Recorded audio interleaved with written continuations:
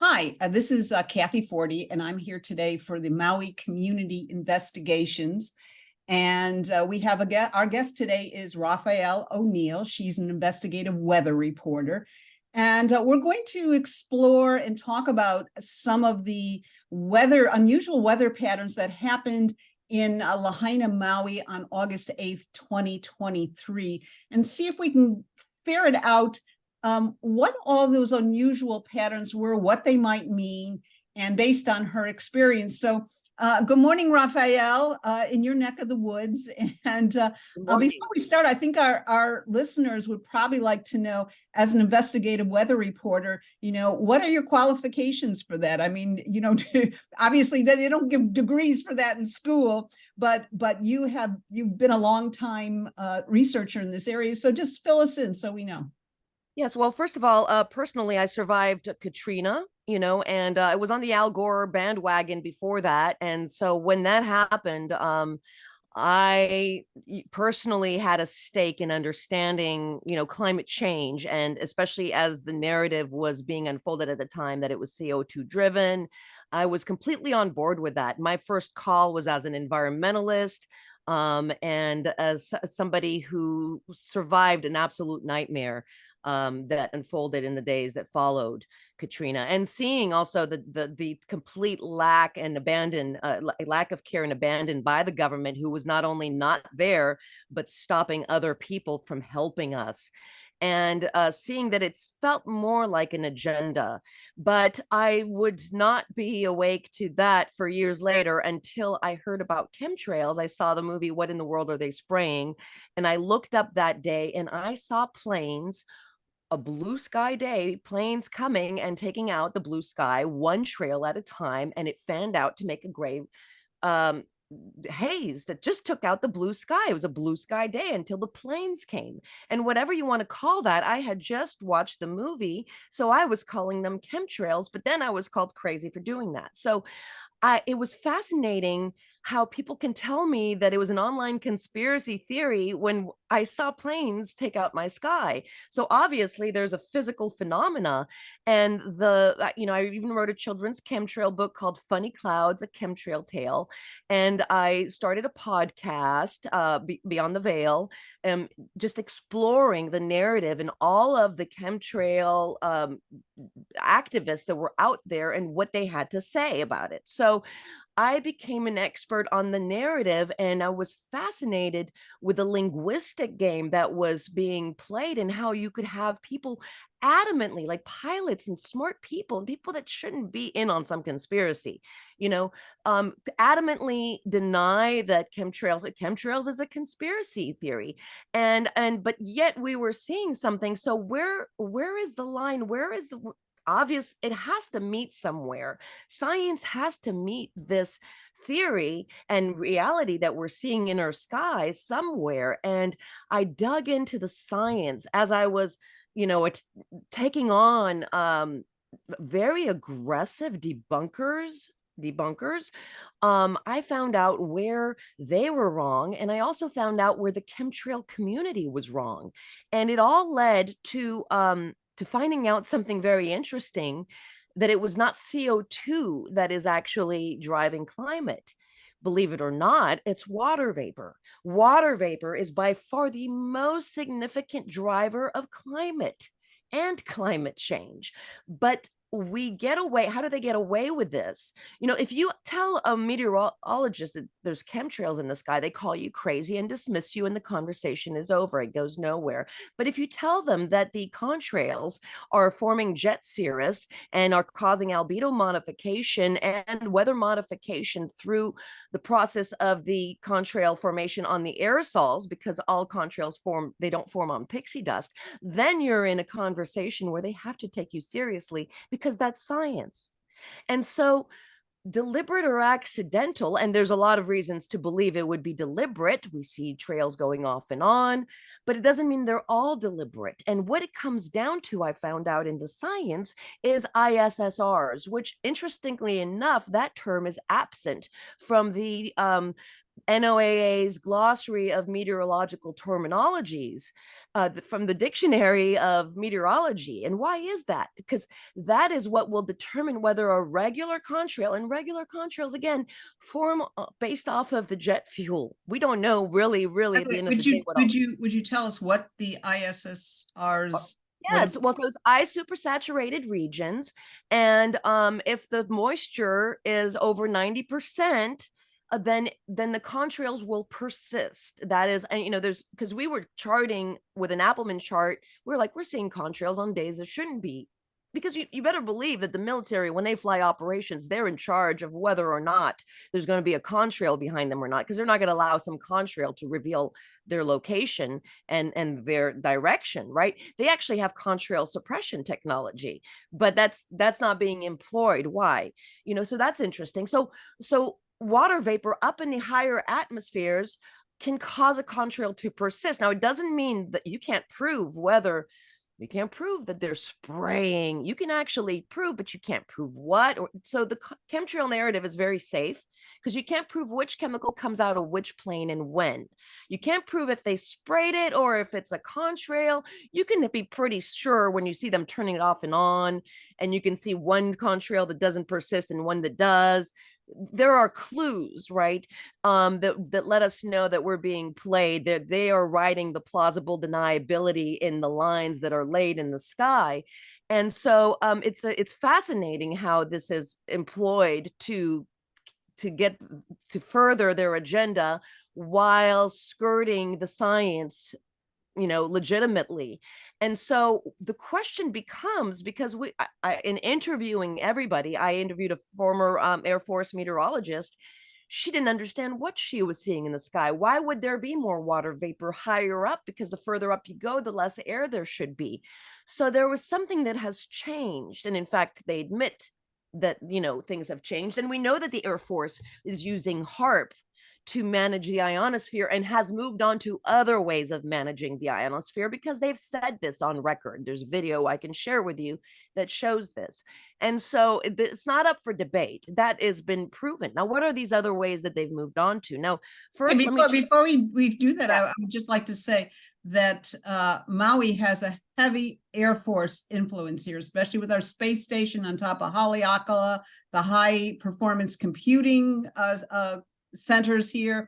And the Lahaina residents said on the day of the fires, actually it was the day before the fires, I believe they said there was a huge amount of contrails in the sky, and more so than they'd ever seen before.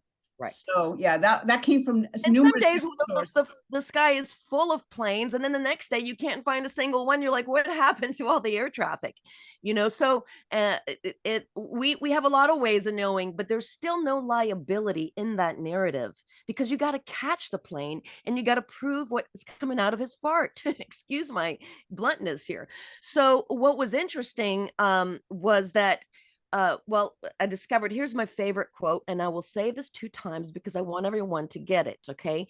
NASA says in their document, The Importance of Understanding Clouds, that even small changes in the location or abundance of clouds can change the climate, not the weather, which is local, but the climate, which is global, in parentheses here, more than the anticipated changes brought about by other greenhouse gases, because clouds are condensed water vapor, and that's a greenhouse gas, human produced aerosols, or other factors associated with global change, can change the climate more than the anticipated changes brought about by greenhouse gases, human produced aerosols, or other factors associated with global change. And yet we're going to ignore contrails because people are calling them chemtrails. That's disingenuous, isn't it? And so I wrote a series of articles for the Liberty Beacon at one point in time called Correct, Contrails Matter, Correcting the Chemtrail Narrative. because whether they're deliberate or accidental, they still have a meteorological effect and they still trap heat in. And so they still need to be dealt with. And we know that they can suppress contrails, and we know that they get carbon credits if they create them higher up, and they can use biofuels lower down, so that supposedly there's less health implications by the airports and all that when they take off. So they can switch fuel supply. That's work that's been covered by other activists like Jim Lee, Climate Viewer, whatever. But they have the technology. So if they're allowing contrails to be a problem, it is something that they have allowed at this point. So, And Raphaelle, based on what you know and what you've seen, and I'm sure you've probably gone back and looked at some of the data on the day of August 8th, you know, what happened in Maui, just for your own interest to see, you know, what you could put together based on your knowledge and what was in the skies and what was the weather and so forth like that. What can you zero in a little bit on that? Okay, yeah, sure. But I haven't gotten to the bottom line of what it is I've discovered, because this is important to get to, and then I will go into the rest here. Okay. So they are ignoring the water vapor narrative. How do they get away with ignoring such monstrous amount of science? Because supposedly we don't affect water vapor. There's no industries that affects water vapor. And so CO2 must be the driver. It is a default narrative, and it is so scientifically hogwash pseudoscience, not even like for a pre-K level of understanding when you understand the significance of water vapor and what does drive it: aerosols and microwaves, electromagnetic frequency. And so aerosols we see every day with the planes, right? Deliberate or accidental. We can have that conversation another time. We know they're doing both. Not the both. They're manipulating the inadvertent, because they do have that. When I went to the American Meteorological Society conference, I've been there a couple times, once as a reporter, they have deliberate and inadvertent weather modification seminars as well. So this is part of their narrative. But the management of water vapor is very important too. That is also the title of the American Meteorological Society conferences. Water management is a part of the title. So, and also interesting to note is that even when they deny that they don't report on to the World Meteorological Organization on weather modification in the States that year, but they're reporting on the whole world, they do admit that in the States, there are players that have been engaged in weather modification for over 50 years, like the hydroelectric companies. So the management of water has been very significant for a long time. So they're ignoring microwaves. You know what the largest, and we want to talk about HAARP, but they love that narrative as well. Not that they don't use HAARP, but you really can't prove too much. Maybe you can, when and where and how they're using it. And they've already said they've moved on to other ways. And there's other HAARP facilities all over the world. I do believe that manages the ionosphere, but it cannot manage the weather in every square inch of the world without arrays. And what we're seeing, what yours truly, after interviewing Weather War 101, who does talk about Doppler, yours truly made the discovery during Irma in 2017 that it was going right into Doppler radar by the eye. And I said, well, that's interesting. Yeah. I bet you it will keep doing that. I just felt like a woman who caught her husband cheating on her. I'd been sniffing around and I found it. And sure enough, it went into one Doppler radar after another, and then it kept doing that. And then we kept studying. We found out that Katrina, it went into 5 Doppler radars straight, one after the other, directly. Now, I don't know what they're using to steer it over the waters. Because are these stations or satellites, Doppler? What are they? These are stations on the ground in your backyard. When the meteorologist says, today we're going to check out the weather, look at what Doppler radar says. That is the thing. It is so good at supposedly predicts the weather. It is so good at reading the weather, supposedly predicts it. Well, that is because it is predicting the paths and what we have cracked the code on. I say there's been a few people that have helped me in this, and there's other people that are doing it to their own, but I've been able to call the landfall of a hurricane precisely better than anybody else, any other meteorologist, because I figured out it can create high and low pressure areas on demand, and then it could energize an area. So there's a big blue on the screen where the radars are, and they all overlap all across America, and you have them in Hawaii too. And we're going to share screens and teach the viewer how to predict the weather. Now it's on demand, so I don't know what they're going to do in an hour from now, but I can tell you what it's doing now. I can look at the sky and know what the radar is going to be doing because I know what the radar does and the effects that the radar has. And we've triangulated in more ways than documenting hurricanes for years, going into one after the other, which is a statistical impossibility. This is what an attorney had said. Actually, it was the wife of an attorney because the attorney didn't want to touch it. She says, well, you may not know how, but if you can show more than one hurricane in a row and more than one radar in a row, now you have a statistical impossibility. Now they have the burden of proof to explain. And said, maybe it's inadvertent, right? Maybe they don't know, but we've triangulated further on that because the literature says they're not supposed to point the beam in one direction for too long. And yet we see the beam pointing the Doppler, because the Doppler works by sending out a beam and it'll bounce back and read the moisture that's out there, right? And of course you get the chemtrails or the contrails that are heavily chemical. All contrails are chemtrails. First of all, it is a linguistic joke that you call them just water vapor. And water vapor isn't just water vapor because it drives climate, but you add some chemicals there and now you have something you can manage, right? And so you have these beams that are pointed in the direction of the hurricane for days leading into it, going right into it. And I took a little sabbatical. I had a second child and it was COVID and we were more worried about, the jabination that was going on and our fighting for freedom. So I'm only a one woman show. I can only do so much, especially during lockdowns when all hell breaks loose and you got your own personal stuff to take care of. So I kind of put everything on the back burner. Plus my YouTube channel was taken down. So I've been trying to re-upload some of the important stuff and I'm on Rumble or YouTube. I'm sure we'll share that information. Nola Butterfly 2, my second channel.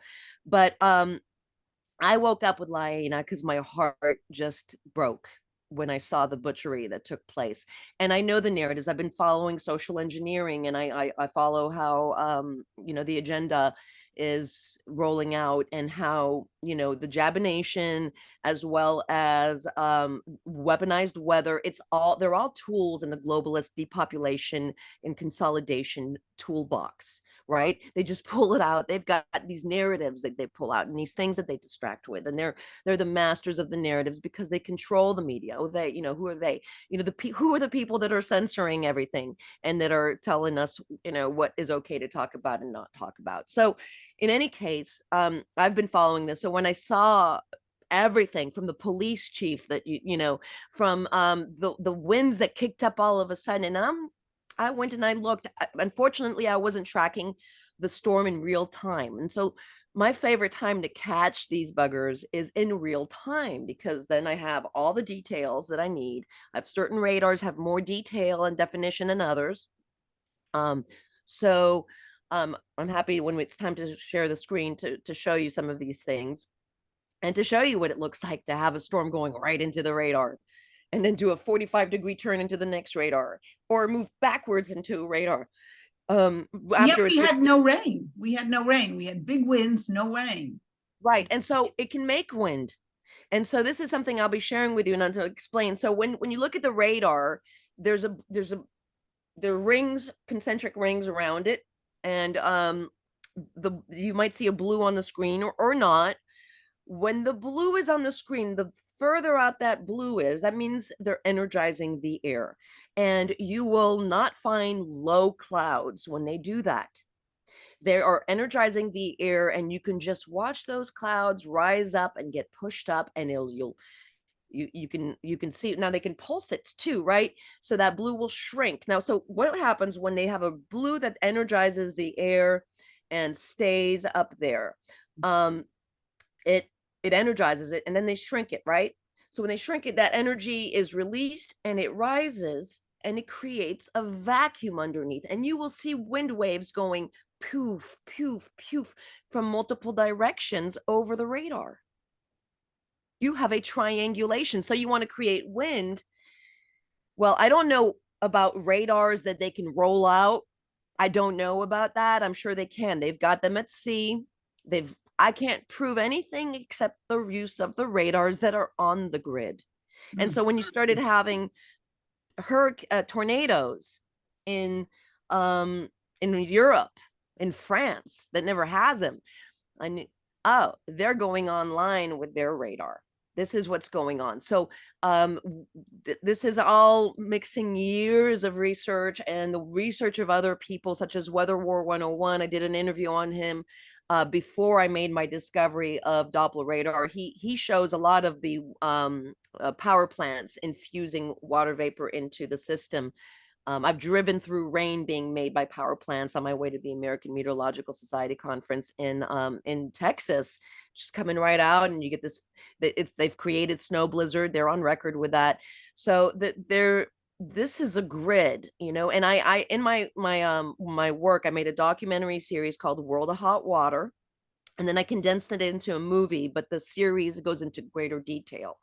I didn't feel comfortable making these claims on my own. I'm like, I don't need to be that girl. Okay. I do not need to be that girl.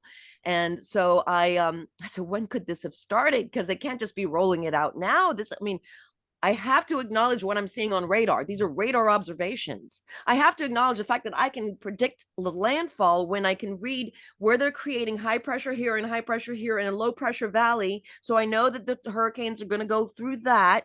I can show that the beam is feeding it. So, looks like it's going to go into Charlie right there, you know, or KLIX or whichever Doppler it is. So we can start screen sharing here. When you Stuff. talk about the Doppler stations, are you talking about when you said KLX or whatever like that? Are these actual like television stations that have the Doppler radar because they have, you know, they report the weather? Where are these Doppler stations usually? So let me see if I could pull up a map here on the desktop, or is this the documents I downloads?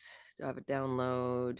Because I can this show is you a lot of information for even our listeners to kind of try and put the whole, yeah. you know, the So science. it's a grid. Yeah. Here we go. Let me show you. And let me screen share this here. So Because another thing I was there in Lahaina on the day of the fires.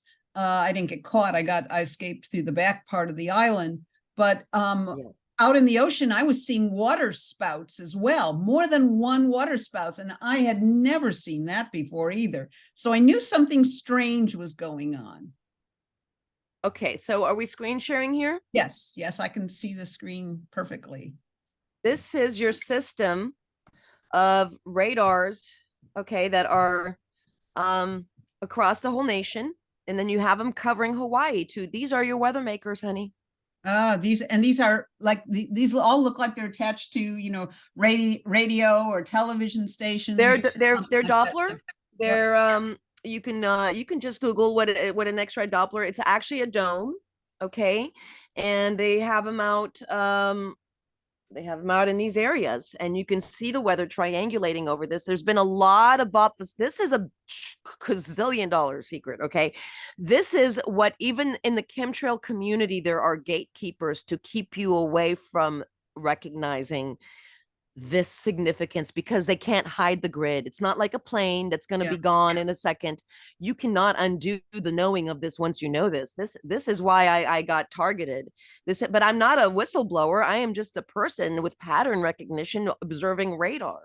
And you said they're dome. Are they like satellite dishes on it, or there's a satellite dish? We have lots of domes on top of Haleakala here in Maui. Well, we can actually go into, you know, electromagnetic frequency. And when I went back in time to prove when this started, I went all the way back to Nikola Tesla. And I found the first tornado that was man-made, at least as far as we know, that was made through the Wardenclyffe Tower, through looking at a list of tornadoes that was historic. And there was one called the Mattoon tornado. And I don't know if you can see my arrow here. Can you see my arrow? Yes, I can. Okay. So the Wardenclyffe Tower was somewhere around here, and the Mattoon tornado was somewhere around here pointing to it. It was three states long. It was the longest straight line tornado they'd ever had. And say, well, maybe it wasn't straight line because maybe there was but something ripped the fabric and it was pointed. It was pointing to the Wardenclyffe Tower. The chances of it, I mean, it could have been pointed this way or that way, anywhere along the radius, of a circle. But the tornado was pointing towards the Wardenclyffe Tower, and that's in my movie, the documentary series and the movie. I have a whole Nikola Tesla. This was his vision for the world. Not only wireless communications, but wireless power. And we saw something, okay, in Guadalajara a few years ago, which betrays a possible even greater hyper localized weather. So you have HARP that does, and the other HARP like heaters that manage the ionosphere, right? But there's only so many of those. But these, look at how many there are. Look Yeah. at how many there are. We're covered, right? And so if they pulse two of these out, they could put wind that goes out to the area in between. There's been convergence. And at first you had an activist called Dutch Shins who was calling them HARP rings.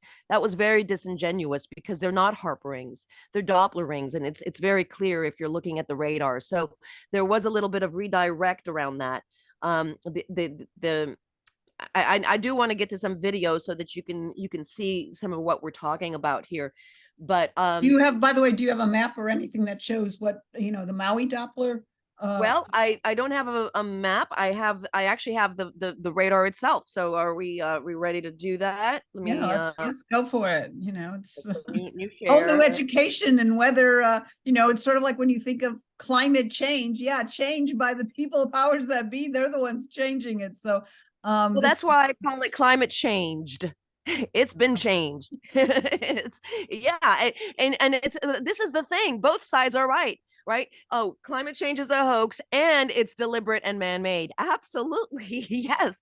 I will bring both sides together and show you how they're both right and what they're both missing. So do you have the new share here? I can see it. Right? Mm-hmm. Okay, so let me make a bigger screen for myself. And let me go home. So right now they're creating a drought in Louisiana, okay? They're bringing up the salt water. We haven't had rain in months, very little, and it's allowing the salt water to go up the river. And if it gets up far enough, since we depend on that salt water, since we depend on the Mississippi for all of our bathing, which is a disgusting thought because it's really polluted, then the Army Corps of Engineer can't filter it out fast enough, then they will have to shut off the water to preserve the pumps in the city, and we'll have millions of people without water for bathing, flushing, cooking, never mind drinking. But we'll have to, it's good, it could be a disaster if they don't keep up with it. So I perceive water right here, let's in look the at, future. Yes. so let me just show you real quick. Oh, this is the part I didn't want, is where this comes up. Okay, sorry. Okay. Because I have to bring this down just a little bit so that, okay. So this is my radar right now. Okay. Let's make sure you can see it. All right. You see this blue? This blue creates a high pressure area. When they shrink it, it's like a pulse. Now, when you see flat bottom clouds, because we used to have a lot more flat bottom clouds, but we don't anymore. And this has actually been confirmed by a former Weather Air Force observer who says she doesn't even know how to tell the levels on these on the sky clouds, because it's just this icky, droopy bottom, and it's because it's all being suctioned up. And so let's go here to here you guys are. All right, promise I'd make this relevant for y'all. Oh, now I want you to know, even though I did not capture the Doppler radar that day, okay, that dreadful, horrible, hellacious day that you all were assaulted and attacked violently. Okay, these winds were very convenient, right? They happened right in time, right when they should, right when there was a storm, right? These winds can be made on cue. So what I'd like to challenge y'all is to order the product. You can order the product. They call it a product. You can order the product for what the radars were doing that day, and you can see if they were pulsing it. Now, I'll show you what you're looking for, okay? I'll show you what you're looking for. So this is Lahaina, right? Yeah. Cursor right now, that's You're Maui. right. The one that looks sort of like a head and a body. Yeah, that's Yeah, Maui. this is it right here, right? Yeah. Yeah, and so this is where you were, and so this is one of the radars. Let's see here. So I go up, let me move this out of the way. Okay. I go up into radar selection. I can have the CONUS, which is America. These are the different radars involved. Like I would get the what this radar was doing and what that radar were doing. Now, like I said, I can't help you out if the military had a radar here that's not on grid. Got it. Cannot help you out with that. I Yeah. can only let you know that you can check out what the grid was doing because the grid is weaponized. Okay. This is, I'm not seeing the hurricane going into unknown radars. I'm seeing the hurricanes going into the land based radars. And I get really upset when people say harp, harp, harp. Yeah, yeah, yeah. But Doppler is what you want to be looking at because Doppler's your only liability if there's enough people who care and want to take this issue to task. I can't do it by myself. I've done what I can. I've gotten plenty of harassment enough with that. It needs to go to the next level. And I've been waiting for you guys. I've been waiting for a community that cares about what happened to themselves enough to come and look for this truth. And We so, can see that maybe they found another way of yes. doing it, but I'm telling you right now, this is how I've seen it. And I will show you more. We will triangulate more here so that you see what it looks like. Okay. So that you see that I'm not just making it up. They need to answer to what we're seeing on the radar, not the other way around. I'm just pointing out the radar. I'm not a whistleblower. I'm just the kid showing that the emperor has no clothes. And where Okay. your cursor just was is right across from it, like the head of Maui, you can see is exactly where Lahaina is. So it's facing right to the Lahaina shore. Right. Yeah. Which one? Well, this is the Lahaina Yeah. shore, right? Yeah, right there. Yeah. Right. Well, a little bit up further. Yeah. But like the it's sort of range like the on this would pineal be like glands of this. the head. Yeah. Right. So I mean, look at the range of this radar, okay? Just look at the range of this radar. Give me a second here for it to catch up. Excuse me for any slow loading. But and also just know that the radar is showing you the weather an hour ago. It's not real time, but you can actually I've started doing this. I have a video showing the drought and explaining it to people. I show the sky. See, look at this. You're completely within the range of this radar. Yeah. Okay. Now let's go back. Right. You're completely within the range of it. You're within the inner circle, not even the outer circle. Let's go back. Let's try this one out and see how much that one you might be on the outer circle of. But if both of those are pulsing, what can you do? So you all are gonna be pros at this. I'm gonna tell you here what I know, what I've learned. It took me several years of asking and what are my credentials? I'm not a professional. So I actually don't have a career at stake. I have nothing at stake but wanting to know the truth. So I am very qualified. They want to make you think that you need some sort of degree. You need to just know how to think, how to ask questions, because that's the first part of science is observing. And science has never settled. If science was settled, there would be no progress in science ever. So you're on the second ring of this radar and on the first ring of that one, right? Yeah. So these are the radars of interest for you guys to order the product of for that day. And I would do a range of days and I would look specifically at the time. You can go down here and you can look at the time. Now you might want to get a UTC map, Universal Time Code map, to interpret what time that will actually be for your time. Okay, UTC map, because they go the time zone starts in like what is it, Greenwich or something like that, somewhere in Greenland. So you just triangulate the time and order the product. You might have to animate it. That means they might give you some unanimated slide and you might have to slideshow it. It's a little bit of work, but if you're not going to be lazy, if you're really going to invest, this is why I don't do it. If I can only do so much, I need people to care. I was also the lady that stopped the rollout of 5G in my town because I asked them for one study proving that 5G is safe for humanity. I try to get enough people to go with me. I just could get a handful of people. I can't be that lady all the time, but I will be that lady that shows you what there is.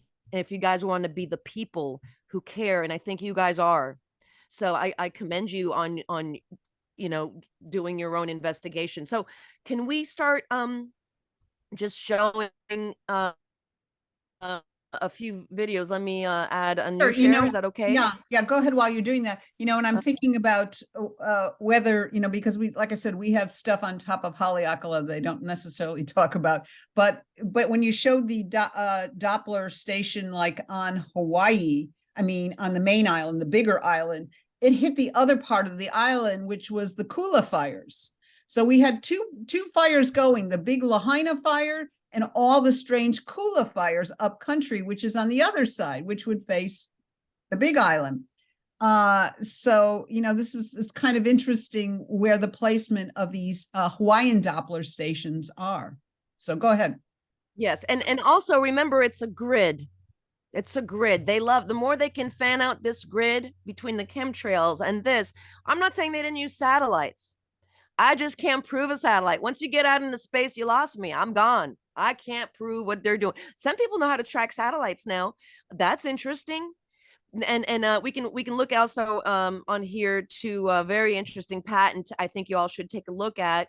But again, it's going to be hard to triangulate. And let me just tell you one thing too. I would be careful with, I don't know what he's doing. Elon Musk, the fact that the whole selling of his coming to the rescue with the wireless, like he put up a microwave grid in the sky. We are covered by it.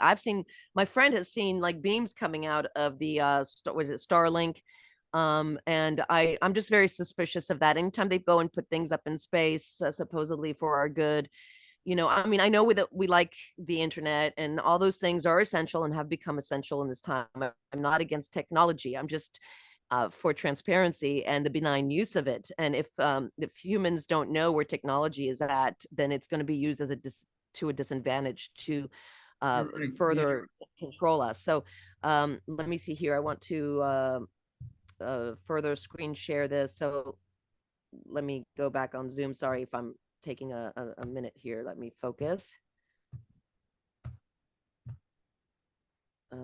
Why are we not? So as you're doing that, let me just ask you, with the Doppler, you say it beams out, gets information and brings it back, correct? To the station. And yes. Yeah. So what is it beaming out? Microwave? What is it beaming out?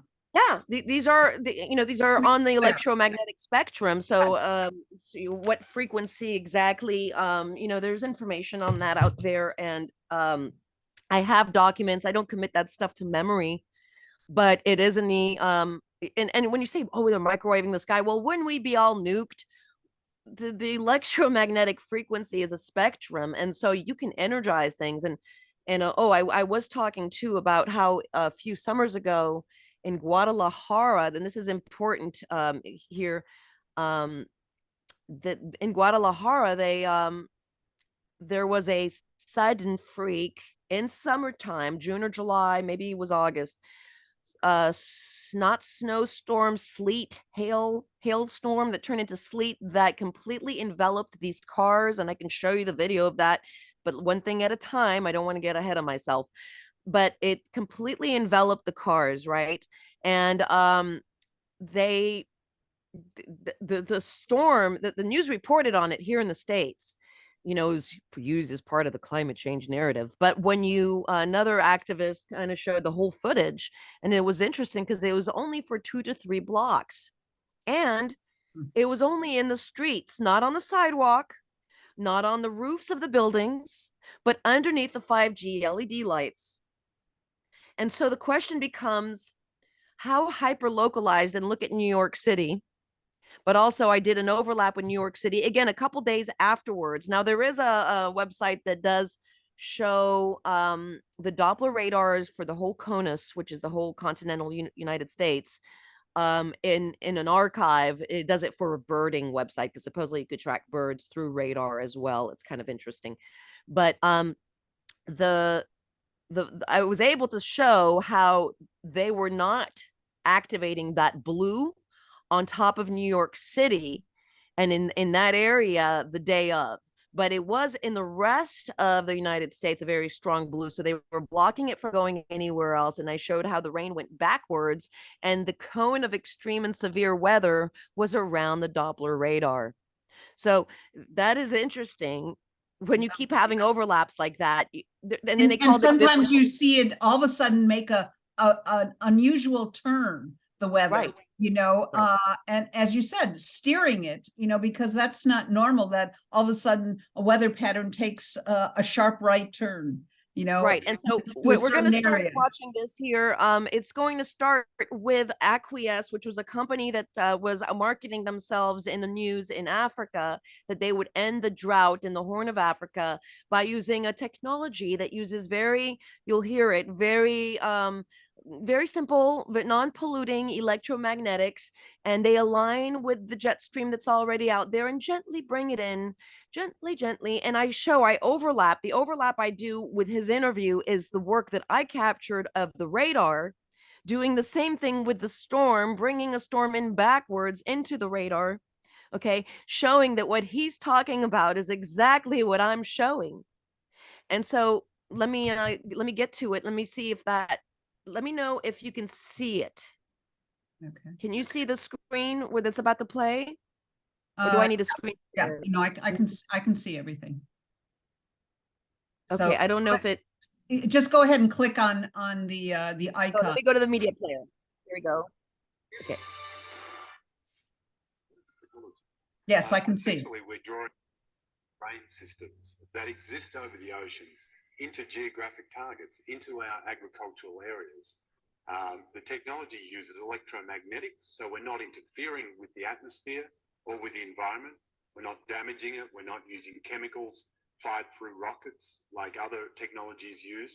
We use a very gentle but powerful technology, launching electromagnetics into the atmosphere to modify the flow of the weather system over the ocean and drawing it into a target. So to try and keep it simple, we establish some kind of link with a weather system.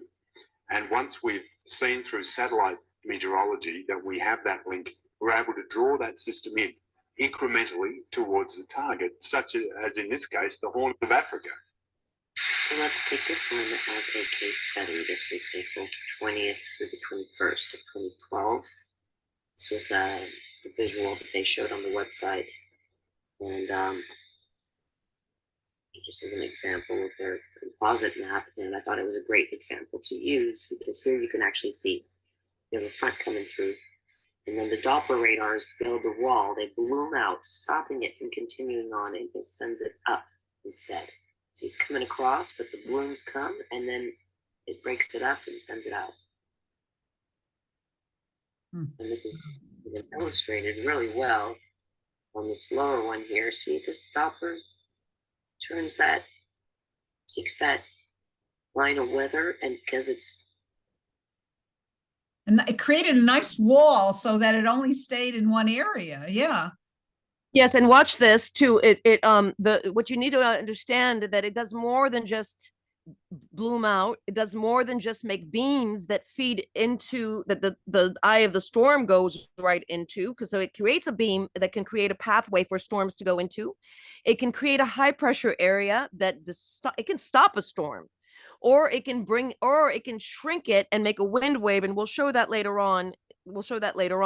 But it can also turn clockwise or counterclockwise, moving the energy out. So check out this bottom one as we continue here. goes like that, goes around it, like it splits it up, like it's a Laffy Taffy being pulled on a line of conveyor belts.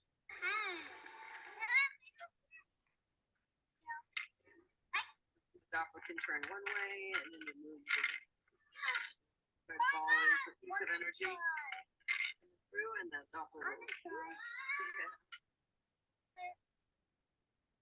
Coming in, bloom, separate, split. So it's that whole expansion and contraction type of, yeah.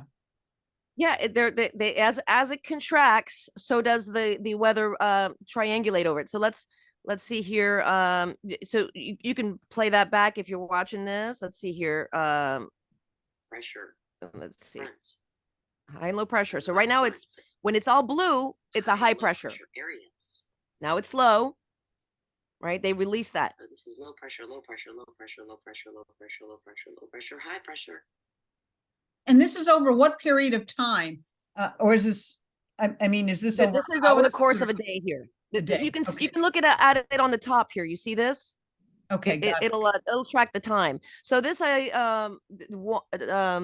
J Paul Hurtado website. It's a birding website. So they have an archive of every day. Unfortunately, he doesn't cover Hawaii, but he does this so that he just does it. He's a weather enthusiast. He's a bird enthusiast who uses the radar. But on a daily basis, you can check it out. You can click on your local areas. You know, I can send you links to. I'm going to send you a link to the radar that we do use. But do you mind if we continue on the study now that we've explained? Yeah, some of go it? ahead. Let's see. Okay, so low pressure, low pressure, low pressure, high pressure. Okay. It wouldn't be till later on that we nuanced our discovery a little better, realizing that the beams feed the path of the water vapor, but it is the depletion of the Doppler radar within the zone that makes a vacuum of sorts. In nature, abhors a vacuum. See the wind wave? Thus, the winds and the energies move in towards the center of that vacuum. And that's the green. Look, Yeah, they're waves, and I'll show several examples of the waves here. the depleting it, it's shrinking. It's coming down, so they're not, and then whoosh, the energy comes in across it. From different angles. Right, because nature abhors a vacuum. And that energy that they put in there. And stop. Did you see some of the, let me move this back a second, just 10 seconds.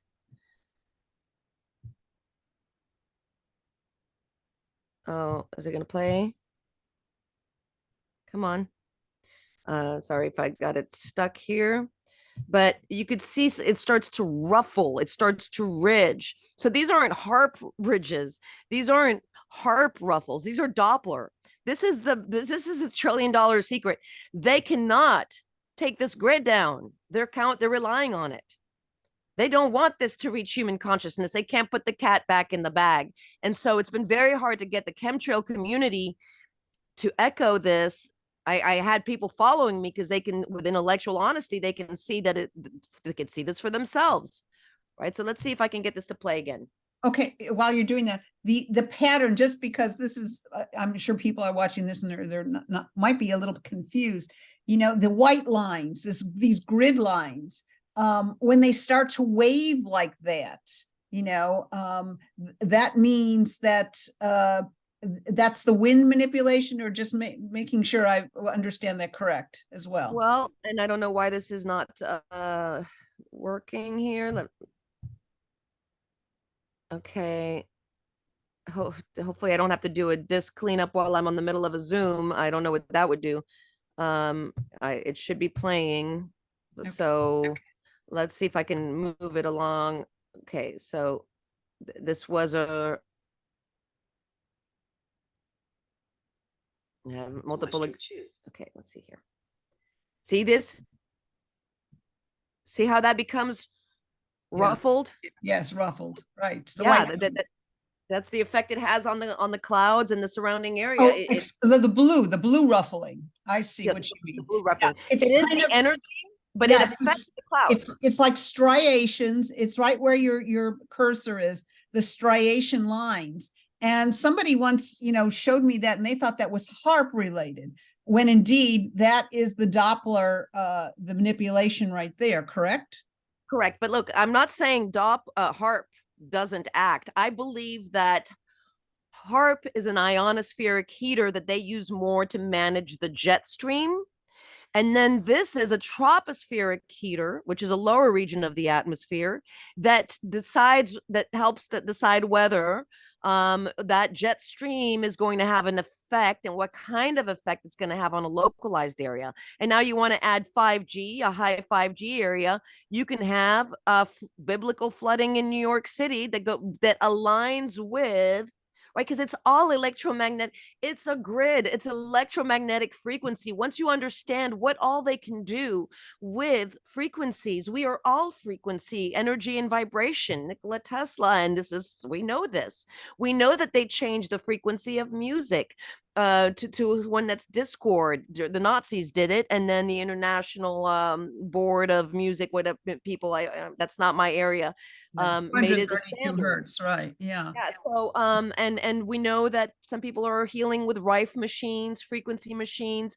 Let me give you another example. Do you know that, well, you can charge your phone using a wire, right? And then you can also charge your phone wirelessly by putting it on top of this thing that it charges through contact, right? Yes, yes, it's true. Well, they had for a moment a contactless wireless charger, but they kind of took it away from the market because they don't want people realizing that energy, power, not just communication, is transferable without wires. Right. And would say, well, why are we proliferating at a time when we say that global warming is so bad? Why would we be proliferating the landscape with this electromagnetic frequency technology that also has, according to the scientists in their own narratives, I can pull up at some point when I go digging into my files, them talking about the very, very slight warming effect of 5G. Got it. So it doesn't have to be like your coffee in a microwave oven to energize and affect water vapor and energy transfer. This was what Nikola Tesla was selling to the world. Watch my Nikola Tesla story on my channel to get the whole story and his words about what was possible once he understood the nature of the universe. Raphaelle, that rippling, that blue rippling, if one were to look up into the sky, would one see cloud rippling? Would one see any visible signs of that as well? Or is this all? If there were clouds, they would. And I capture this. I don't know if you want to see this, but yeah, just progress here and see what else there is. But yeah, this is what I started doing, is capturing my skies. And then an hour later, capturing the radar. And I can even make a prediction to what the radar is going to be doing based on what my sky is doing. I'm like, oh, we have low clouds, but now look at them. They're pushing it up. All of a sudden, those clouds are way up high, right? They're creating that high pressure. They're blooming out that blue. And look, if all of a sudden there's a wind, right, or something, and the clouds start coming in, then I know they release that blue and you can see clouds coming off. But we used to watch them release water vapor from the power plants in Baton Rouge. We had people in Baton Rouge that were filming it coming out, like bellowing out clouds, and we would see it come up. And then at the end of the day, we would see it rain in New Orleans and capture the flooding in New Orleans. I've got to re-upload that video. But I mean, I just wanted this to go viral. I don't want to be that girl anymore. I got kids to raise. I got things to do. There's no reason why this shouldn't be everybody's pastime wherever they're at. Capture your sky, then look at the radar. And some radars are boring and really static and don't show this detail. This is the detail you need. You notice weather.cod.edu/setrad/nexrad. Sorry if that came down here. So you wanna, I'll send you the link so you don't have to figure it out. You go to Hawaii, or you're in Maine, or you're in California. Let me tell you, the radar rolled out in 3 phases: 1957, 1974, and 1988 to 92. Now they've done some modifications and what do you call it? High grade, upgrading of the technology since then in different phases. But we saw in the Midwest in 1992 drought, okay, that from a high pressure ridge that just wasn't going away in the Midwest. Well, that was when they were done, upscaling the radars to the 88, 99, 92 version, right? The last time the salt went upriver was in 1988 in Louisiana. That's when they were rolling out the radar. And so let's just keep going here. It's an interesting study. We could do as much or as little as you like. If you need to absorb this, that's fine. I can send you videos where y'all can study this at your leisure, or we can. It's a plasma wave as it goes down. See, it converges over there. We can make links to these videos Yes. under this if people want to see them more in real time. You know, and it brings me back to many years ago in the 70s, my undergraduate degree, NYU, and a journalism professor asked this whole, you know, big, you know, auditorium group of all these journalists, what is the one thing in the world that can change the world, can make wars, can stop wars, can change political strata, I mean, he just went on. And, you know, people around the world were saying, oh, this, and not one of them had a right. And the final answer is the weather. He said, if you can control the weather, you can control wars, you can control politics, you can control economies, you can control countries, you can control everything. And you know that stuck in my mind. Before I made this discovery, can you hear me still? Because I Yes. muted the video, but not this Yes. video. Okay. Before I made this discovery, I was just collecting. I mean, I can show you the timeline on weather modification history. I'm a weather modification historian. I'm a little rusty, so I don't have all my facts committed to, you know, to memory, but I have it in my timelines. This has been the stated intention since the beginning of time. You had a guy that made a flood when San Diego, you know, rainmaking is an old craft. Humans have always been interested in rainmaking. There used to be a myth that after wars and battles, there would be a great rain that would come and wash down the blood. But there were theories that the cannon fodder and things like that would have maybe fueled the rain. There were in the 1800s, as soon as they could stick a balloon up into the air, a hot air balloon, generals were up there throwing chemicals from the sky. As soon as there were planes that were flying, they were throwing chemicals from the sky. There were people that were against cloud seeding because they thought it led to mental retardation. I don't know if that's politically correct to say, but these were the things that they were complaining about. Then there was the Texas cattle ranchers in the 50s who sued the weather modification efforts because they said it stole the rain from their cattle and their land. So there's always been a liability issue. In San Diego, this guy, there was a drought, and they offered to pay $10,000 to whoever could end the drought. And a gentleman named Charles Hatfield came, spent a few days pouring his little chemicals down on the ground, and then it started to rain, and then it started to really, really rain, and it started to fill the reservoirs, and it started to overflow the reservoirs, and it killed cattle and people and livestock, and there was damages. And so they didn't want to pay him. And he said, well, you said you were going to pay me $10,000. I said, okay, we'll pay you the $10,000, but you're going to pay the liability, the millions of dollars in damages. And so he said, okay, you can keep your $10,000. There were mobs that wanted to get him. So there's always been liability. It's always been an issue because there's winners and losers, and everybody wants the glory, but nobody wants the pay, right? To pay those that were in pain from the losses. And, you know, we weaponized weather in Vietnam with a few simple cloud seeding projects that extended the monsoon season and wiped out the Ho Chi Minh Trail. And it wasn't complicated. You can see Ben Livingston interviews for Alex Jones. Ironically, he's done some gatekeeping to this work. It's been very interesting who has gatekept this work, the evidence of this work. Everybody can talk about it, but they won't actually go in and prove it. This is the proof that you're looking at right now. Well, and it's dynamite proof, right? I mean, they don't want this to enter human consciousness because then they can't unroll it. Then they lose. So they love you to go to space. They love you to go to HARP. They love you to go to Antarctica. They don't want you going in your backyard, realizing what's hyper localizing your weather. And once they have enough of a 5G rollout, it might be hard to prove, right? Because it'll be that much more spread out. But right now, we have a golden window of opportunity to catch these buggers on the ground in the backyard where they do not want us looking. And how much more do we go here? This is another area here. So the depletion, and then the waves of energy, and if it has any clouds, it'll bring the clouds and the winds, but it brings the winds in anyways. It's the energy that depletes. Raphaelle, are you saying that they have total control over this?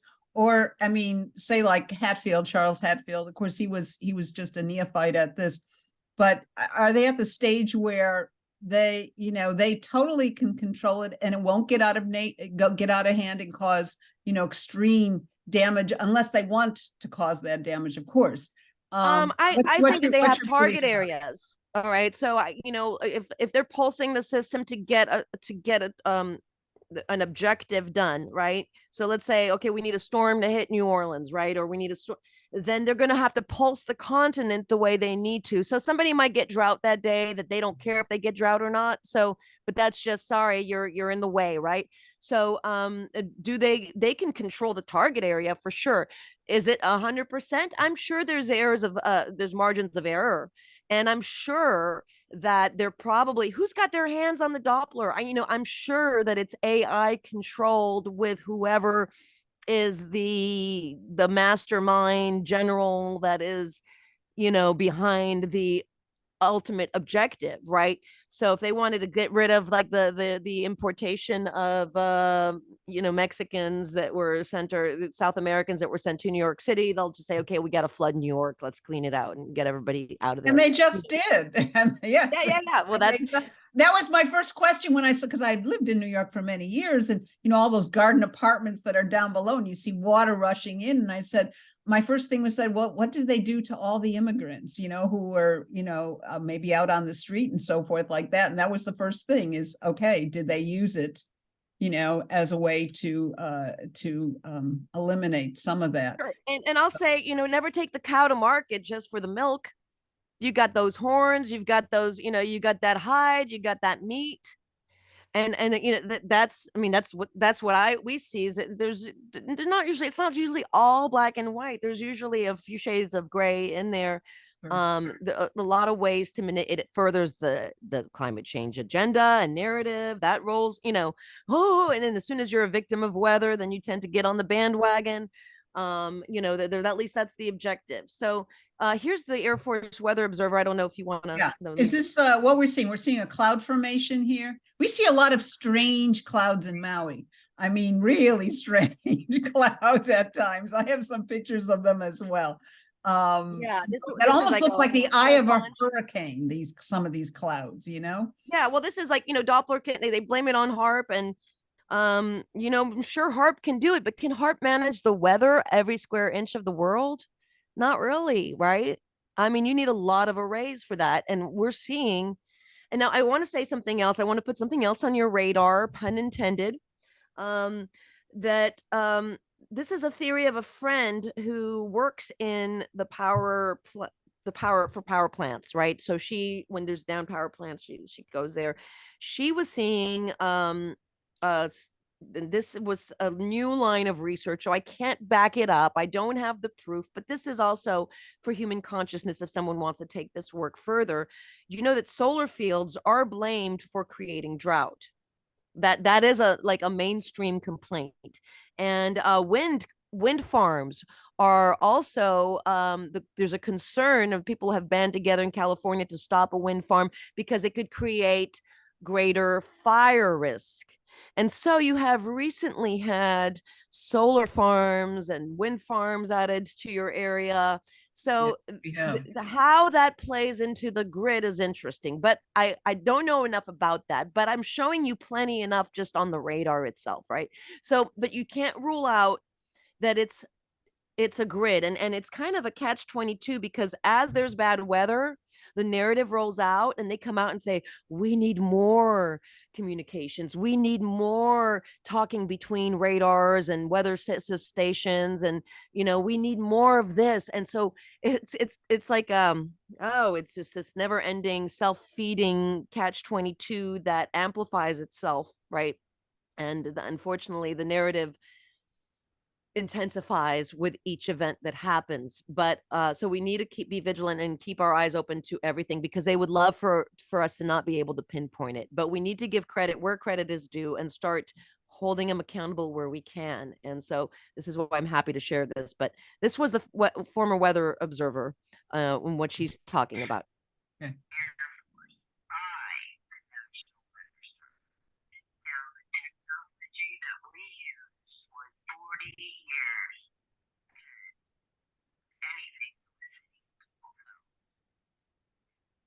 It's really hard to hear her, understand her. Can you kind of tell us what? Sorry. Yeah. Oh, yeah. None of the clouds that I see on a daily basis are anything like clouds. They're all fake clouds. Yeah. I see the ripples on the bottom one. Yeah. See those ripples? Stratus level. They all have this icky goo that comes out from the bottom of every single freaking cloud. I can't tell you where the bases are of a center cube. I don't know what. Like right now, I'm looking outside. Yeah. Can you show us, because Raphaelle, it is really hard to understand her, even with the volume turned up. Can you show us some more pictures of what people can look for in the skies that will give them a heads up that it's being manipulated?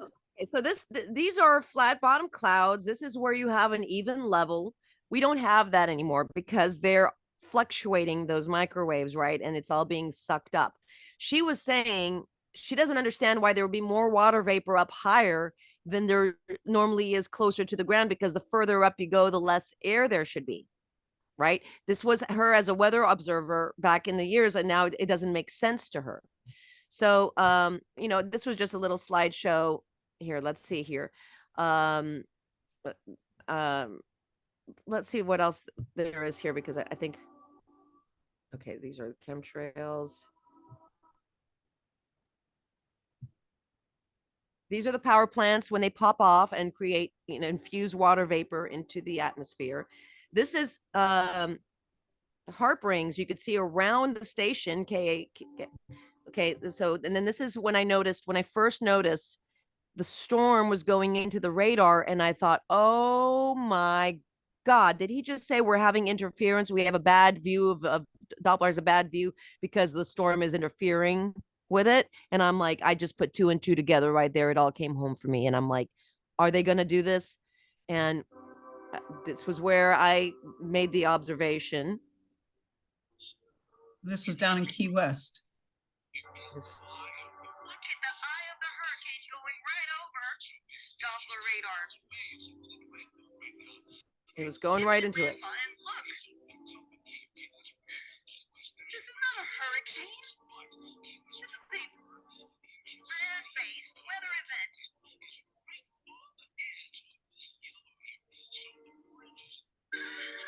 So let's see if you can see going in sideways. And here's the second one. You can see the beam over here. All right, here we go, guys. So it's going right into that beam. Excited. Okay. Next rad. The eye is going right towards the next rad center. There's the beam. Here we go. And it's coming up it. Let's see if we just keep ping-ponging from next rad to next rad. So far, every storm takes place over next rad Doppler radar. This was me discovering it in real time. I was blowing my own mind. Here we go.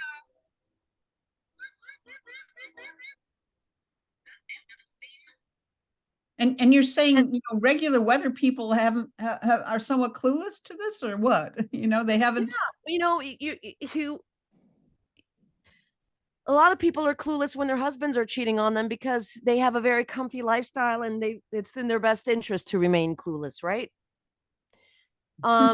When you have invested interest in something and the narrative, and they tell you that, it might be in your back burner that something is weird, but you don't put it together, and and it's just one event out, you're just bouncing from one event to the other. But I was on the trail. I knew my husband was cheating on me. I just needed the handkerchief, right? I needed the lipstick on the handkerchief, something, right? I didn't, I was, my intuition and a history of abuse kind of like let me know that there was something going on. And I just couldn't believe that I'd be the girl, no, I'm not the girl that noticed this. Like, surely maybe somebody else did this work in the chemtrail community. Now, people have done other things, but this was something that, and right before that, there's a few things that happened right before that. I had a somebody I knew in the military who told me that, and I called out Hurricane Harvey in Texas right before this. I said it was going to reform. I called it out on Facebook before the meteorologist did, because he was told to pack his bags by the military. And so I was kind of on edge. I didn't know how they were doing it, but I was on edge. And when there was a storm coming, I was kind of also a little bit of PTSD from Katrina. So I didn't know if it was going to come to New Orleans, because this hurricane went from going on the East Coast of Florida to the West Coast. And I was suspicious that it might do that, but it didn't come to New Orleans. But that's when I noticed, wait a minute, oh, we have it. And I had just done the Weather War 101 interview, and he talks about the tornadoes and the Doppler radar. I didn't really follow his work or enough to know exactly like how it happened. I know that it could push out energy, and it was kind of a little complicated. And even he tried to gatekeep me when I shared this work with him. He was quiet about it the first time. I said, "What'd you think about this?" And he was quiet. And then I thought maybe I stepped on his toes. I'm like, "I'm sorry, did you discover this already? And am I like ignoring something you've done?" And he's like, no, you want to focus on the power plants because Doppler is hard to prove. And I said, but I just did. And I said, I would like to get a comment on it. My viewers would like to know that I've shared his work, what you think about this. And you know what happened? That's when he went AWOL from years of his work. He went off the air altogether, stopped making videos. I never heard from him again. Nobody did. Somebody reached out to me and said he died. Well, if he did, deepest regrets. But I never heard him comment on my discovery. And he was the one pointing out how different chemtrail activists would fight with each other to keep people from ever being unified on facts that were observable. There's some intellectual dishonesty there. But think about it. If you were going to hack the weather, would you not want to make sure that nobody would figure it out? Would you not put your boys out on the field to make sure that never the twain shall meet? And this is what yeah, this, I mean, here's the third one. Here's the third one. And the literature says, the Doppler radar literature says, do not point the beam in a direction for too long. Here it goes right into that third one. Do not point the beam in a direction for too long. It'll have environmental effects. Like what? Well, they don't talk about that, but what are we seeing in that last one? You could really make out the beam. I mean, environmental effects like fires and huge damage or anything. Or they don't say fires, but I'm thinking like it could, like rain, like intensification and so forth. The floods. Like, here it goes. It's coming right into it. Coming right towards that black dot. Yes. Well, and I'm like, really? Oh my God. Okay, so I just predicted. So wait a minute. So let's backtrack a little, because you said something, because we've got a little bit of running out of time here, but who actually controls Doppler? Is it NOAA? You have NOAA. It's a multi military network. Now, I covered this in one of my episodes. I can find it and share it with you again. I'm not one for memory things unless I really committed to memory and it stays fresh when it's fresh. But after a few years, I need to go over my notes. So yeah, that's a matter of you can just Google that and I can share that who runs the weather. But who is it who actually has their finger on the beam deciding where is that AI at this point? And then we have years of this. Look, here's another one, right? Here's another one. This goes right into it, and it just go, and then another, and then another, and then it goes backwards, and it makes a 45-degree turn. Like, And then you know, you add the pulses, right? You add these blooms to see where it's allowing. See, it's kind of weak right here because it's letting it in. It's letting it in. Over there, it's a stronger bloom. But sometimes you have like giant walls. So yeah, I would have to put the sound on here, but I'm talking, so I'm leaving the sound off. I will re-upload this video. So I need to re-upload this video. I don't have it up right now, but which condenses some of the stuff. And I do want to make a collage of all the years of all the storm, one after the other, with few interruptions of just the Doppler going, you know, the hurricanes going into the Doppler, one after the other, after the other, after the other, after the other, after the other, after the other, after the other. And let's see here. Just I know we're running out of time. Yeah. When I was a girl, I was Cloudy. obsessed with the science of weather. Other girls wanted a Barbie. I wanted a Doppler Weather Radar 2000 Turbo. Mhm. Oh, see, they were even indoctrinating in Listen the to this. African, yeah. And food. When you shot it up into the stratosphere, you figured it would induce a molecular phase change of the vapor from the cumulonimbus layer. That's actually a really smart observation. I mean, the clouds probably have water in them, which I guess is why you shot it up there in the first place. The machine uses a principle of hydrogenetic mutation. Water molecules are bombarded with microwave radiation, which mutates their genetic recipe into any kind of food you want. The machine uses a principle of hydrogenetic mutation. Water molecules are bombarded with microwave radiation, which mutates their genetic recipe into any kind of food you want. There you go. And there you have it, folks. They told us right up front exactly what they're doing, right? Check this one out. There's a storm. It's going in towards right for a next ride, unless another one goes, and then it goes right for that one. There was a beam. Okay. The formula is getting really predictable. How do they know? Oh, so this is going to be the next area. Anyway, so I mean, you know, you can get boring and predictable with this, but it's really fascinating because it's driving the entire world, isn't it? Wow. Yes, it is. As my old journalism professor, you know, said, weather is the key. So, but at the time, I don't know if he knew how they could manipulate it, but he knew that, you know, if you had bad weather, you know, the soldiers stopped fighting or took a break or a little bit, you know, and made things more difficult. And Well, you know, they used meteorology to know when to do the D-Day attack because they had just a very small window to get these boys on the beach without very horrible weather. So it's absolutely essential. There's why would they do it? I don't know. Why do boys take a magnifying glass and burn ants up, right? Because they can. Because they can, right? You know, it's like too much water and you've got flooding and not enough, you've got drought, and each one affects not only all that where people live, but their food supply, their everything else. So it is a spiral. The weather is key. So, you know, I really thank you for all this time, Raphaelle, sharing this information. If you have any last, you know, words of wisdom, you know, about the Maui fire, anything, you know, please do so.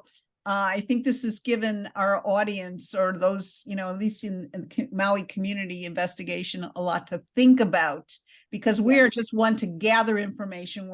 We're trying not to make assumptions about everything. Right. You know, and although we have our own personal biases, you know, we try not to let that interfere with it, because, you know, well, if it's going to be an investigation, all things need to be on the table, because when you rule out the, impossible or whatever, the improbable is what's left here. But if you're going to put everything on the table, you do need to order the products for both of those, taking into consideration some of the things that I've shown you today. And if you need any help in interpreting any more of that, I would love to be of service. But you know, it was probably more than one thing that came into play as there was people sending people around in circles. There was water cut off. So obviously if it reads like, I wrote a poem after Katrina, not knowing anything. I didn't even know about cloud seeding. I didn't know about, weather modification. And it's just a little haiku, or it wasn't even a haiku. I said, Gone are the days I could listen to the rain outside of my window pane and not think that it is an enemy trying to wash us away. Gone. If it feels like it, if it feels like he's disrespecting you, then he is, even if you don't have the evidence. So keep looking and just go with let your intuition guide you into the facts, even if you don't have them all right away, but you've just gotten some more information. And that's why I reached out to you, Dr. Kathy, because I thought that this would be a relevant piece of information from what I've seen with the wind waves. And you had these winds that came out of the blue, and looking at the path of the storm, it didn't make sense why Lahaina would get the worst of it compared to the other parts of Hawaii. Yeah. Did not make sense that way. There was a lot of things that didn't make sense. And, it's, I say this is the age of discernment. You have to really look close and sift the wheat from the chaff, because if it doesn't look right, then don't take it on, it's sort of like that small little hole in the Pentagon that a plane was supposed to go through. Right. It's like, wait a minute there, and or the building that came down that wasn't attacked, so we can't just kind of dismiss it. We have to we do have to look further and see what other components were at play. And I think though this weather thing was a huge commitment. And if they've done it, if it's been done to Maui, it'll be done. It's already been done to other places, and it'll continue to be done. And and continue on is if they found that it was successful and it causes plausible deniability, it will be always used again. But you're right, you have to, as somebody who's been through Katrina and who saw the absolute deliberate neglect that makes no sense, when we can send aid across the world in a matter of hours, but we didn't know that I had friends on the roof for a week and the people were dying in nursing homes while help was being turned away. Yes. Our neighbors from Atlanta and Mississippi and Texas were coming to help us, and they were not allowed to. The intention speaks for itself. Look at the actions. Don't listen to the words and the narrative. Exactly. So stay on when I end this call. But I will we'll get links from Raphaelle, and this again, it was Raphaelle O'Neil at Nolo Butterfly 2 as well, and to find out more about her research and how she tracks things in real time. Too bad you didn't have the heads up you could track everything in real time, but I know you do try to get the raw data during that time of what's happening and then analyze it from there. So and then if anybody wants to contact you, they can contact you. You have a website as well, so I have not been able to develop it, but I do have it's a website. It's not developed, but right now the YouTube, you can send me a message on Raphaelle Reports at Gmail, and if they know how to get in touch with you, let them ring my bell, because sometimes the emails pass through the sieves of and that's my business. Raphaelle, that's RAPHAELLE reports at gmail.com. Okay. Yes, and I'm Nola Butterfly on Facebook. Okay. And across right. And mahalo, and hopefully thank you so much again for sharing your knowledge with us. Okay. For caring and listening.